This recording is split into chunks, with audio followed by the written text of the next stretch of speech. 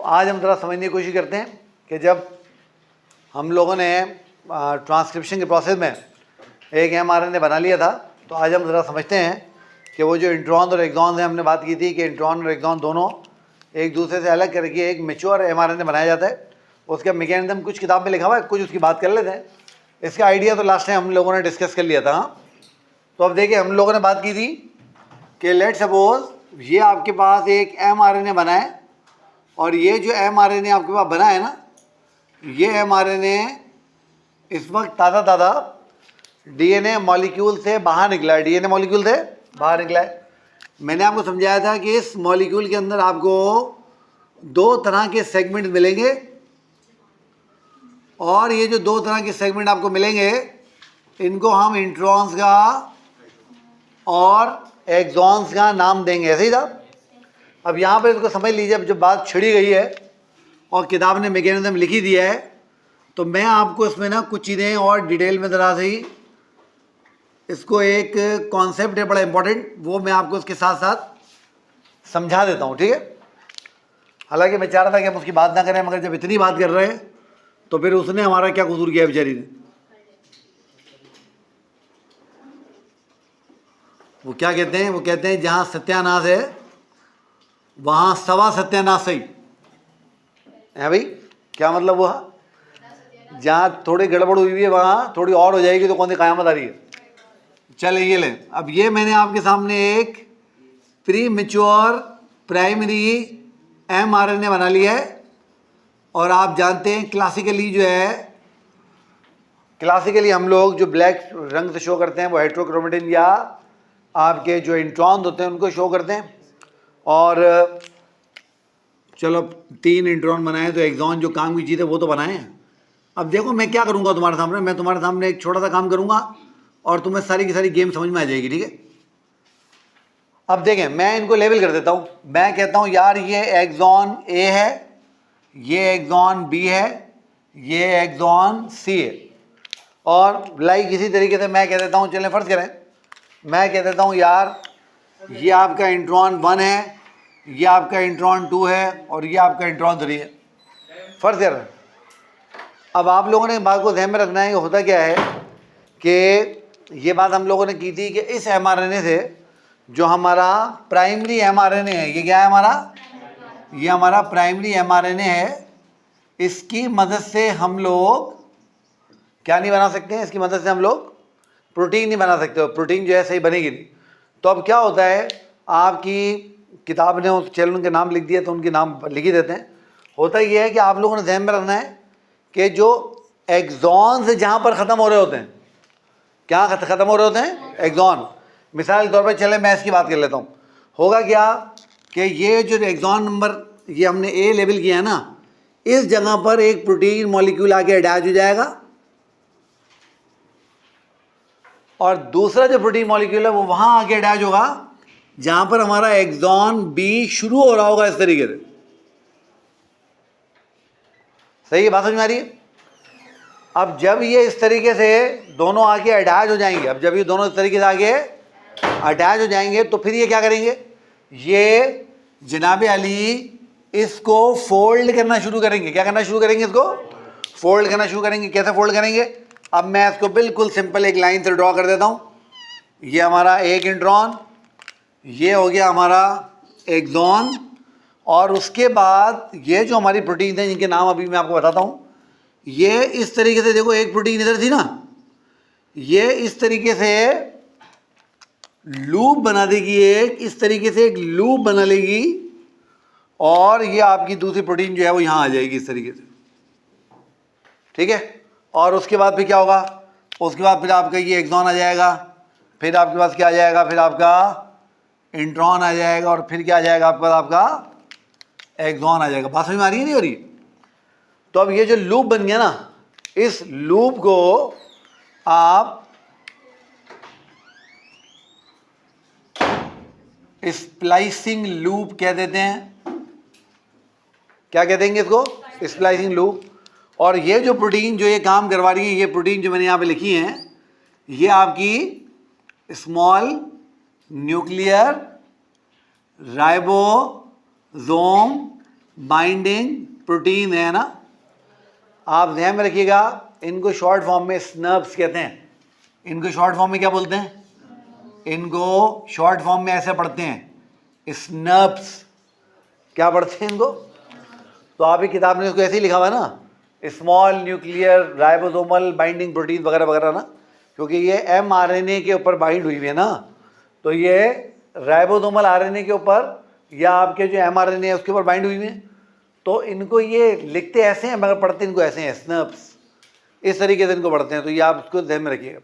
अच्छा, अब क्या होगा, जैसे ही आपके स्नर्व्स बिल्कुल एक दूसरे के नज़दीक आ जाएंगे तो क्या होगा, ये आके आपस में मिल जाएंगे। ये आके आपस में क्या करेंगे? मिल जाएंगे। देखो इस तरीके से। और जैसे ही आके आपस में मिलेंगे, ये जो तुम्हारा लूप था, ये वाला लूप, ये इस लूप को यहां से अलग कर देंगे। और जैसे ही ये लूप को यहां से अलग करेंगे तो आप देखो अब क्या हुआ, बताओ मुझे क्या हुआ,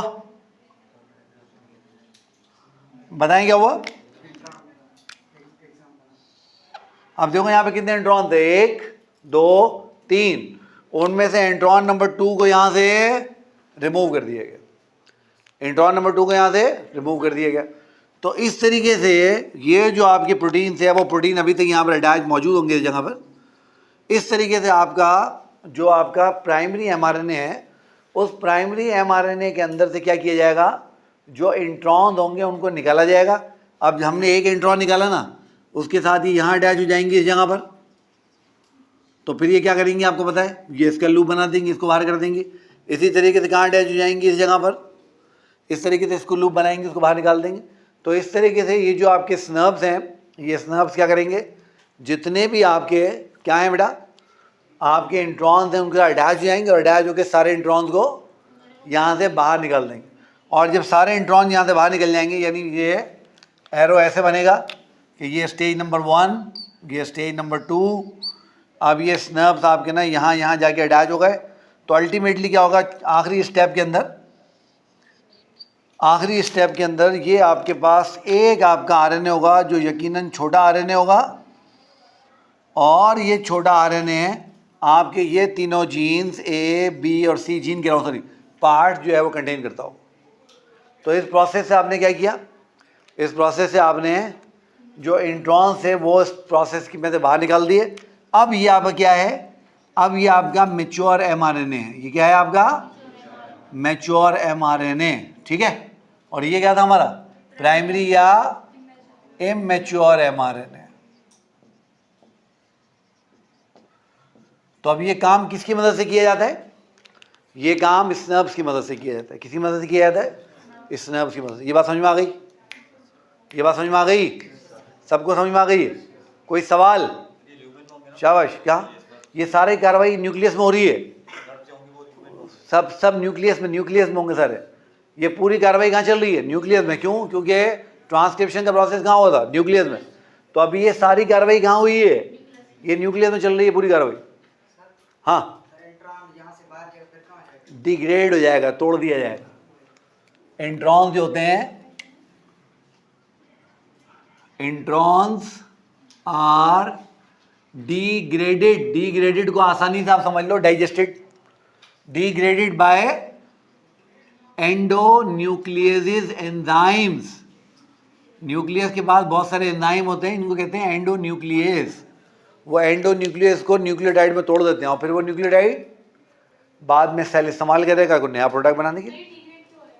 ज़रूरत नहीं है ना इनकी, इनका काम है क्या कोई अब? नहीं तो ऐसे रहेंगे तो प्रोटीन कैसे बनेगी?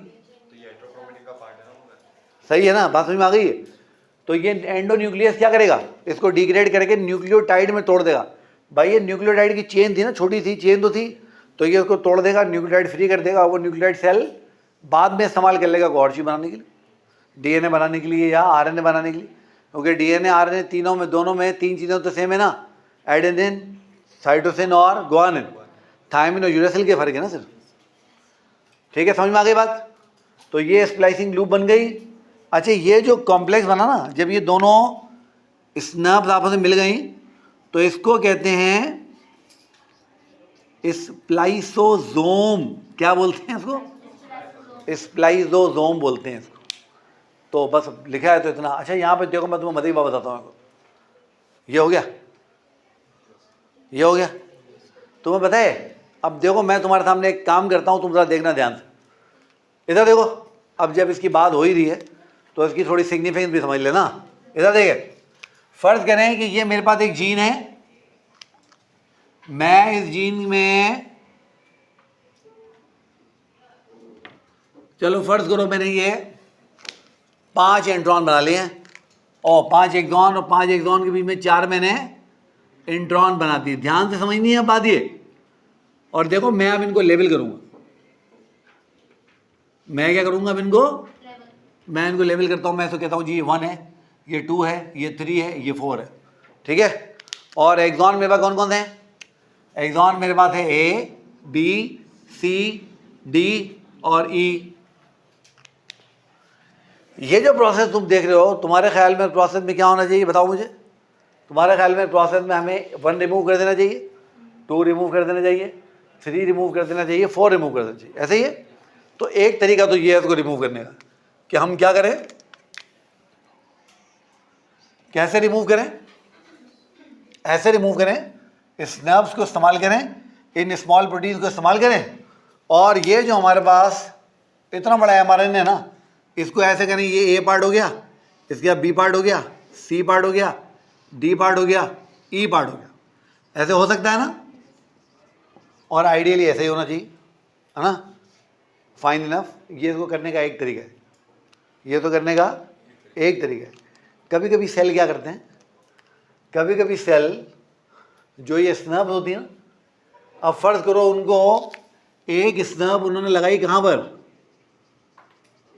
इस जगह पर जहाँ पर इंट्रॉन बन शुरू हो रहा था, और दूसरा स्नब उनको कहाँ लगाना चाहिए? जहाँ एक्सॉन बी शुरू हो रहा है वहाँ लगाना चाहिए ना। वो वहाँ नहीं लगाते उसको, वो उसको वहाँ लगा देते हैं जहाँ पे एक्सॉन सी शुरू हो रहा है। नतीजा क्या होगा? नतीजा क्या होगा? नतीजा क्या होगा? ये पूरा लूप बनेगा, और जब पूरा लूप बन के निकलेगा तो उनमें से एक्सॉन बी भी रिमूव हो जाएगा। अच्छा अब देखो क्या होगा। इसका मतलब ये हुआ कि उससे इस तरह से जो मेरे पास प्रोडक्ट बनेगी वो कैसी बनेगी? उसमें जीन ए होगी, सी होगी, डी होगी और ई होगी। बी होगी क्या? अब तुम बताओ ये दोनों जीन सेम या अलग अलग हो गई? अलग अलग हो गई। ऐसा ही हुआ ना। एक और तरीका क्या हो सकता है कि हमने 1 पे तो लगाया, इसको हम 2 पे ना लगाएं, इसको हम डायरेक्ट ले जाएं और ले जाके 3 पे लगा दें इधर। अब क्या होगा? अब क्या होगा? ये पूरा लूप बन के रिमूव हो जाएगा। अब जो एमआरएनए हमारे पास आएगा वो कैसा एमआरएनए आएगा? जिसमें हमारे पास ए होगा, डी होगा और ई होगा। बी और सी होंगे क्या? तो तुम इस तरीके से देखो, एक ही जीन को इस प्रोसेस से कितने तरीकों से एक्सप्रेस करवाया जा सकता है। द प्रोसेस इज कॉल्ड, इसको कहते हैं अल्टरनेटिव स्प्लाइसिंग।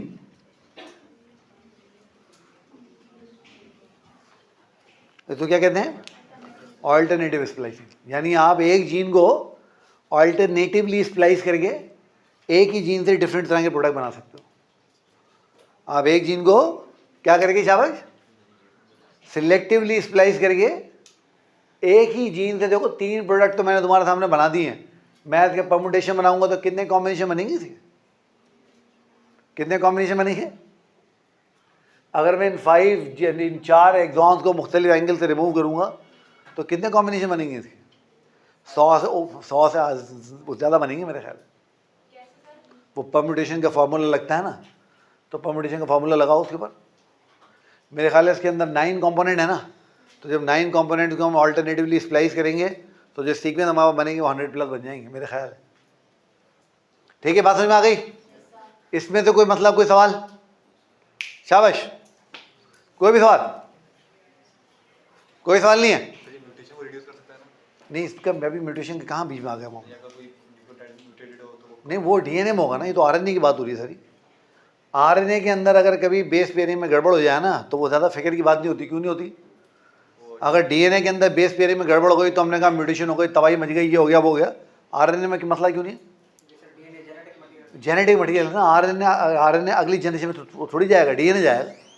तो अगर आरएनए में कोई म्यूटेशन हो भी जाए तो कोई फिक्र की बात नहीं है, और उसने अगली जनरेशन में नहीं जाना है, जो गड़बड़ होगी उसी उसमें होगी, समझिए? नहीं, वक्ती तो पड़ेगा ना, हो सकता है वो बाद में नया आरएनए बनाए, वो ठीक बन जाए, प्रोडक्ट ठीक बन जाए, क्योंकि जीन एक दफ़ा थोड़ी एक्सप्रेस होगी, जीन तो हज़ारों दफ़ा एक्सप्रेस होगी। सही हो गया बात? आ गई बात समझ में? कोई सवाल?